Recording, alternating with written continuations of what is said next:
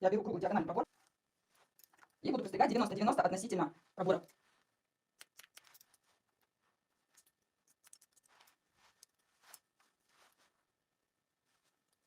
Прядь за прядью. Я подхватываю предыдущую, ставлю 90, подчесываю к ней состригаемую и по контрольной срезаю. Предыдущая прядь у меня стоит 90 затылочной плоскостью.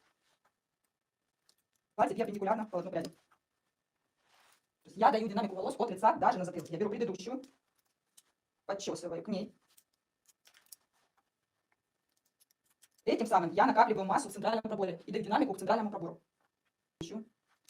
Ставлю 90, подчесываю к ней срезаемую. Срез перпендикулярно полотну пряди.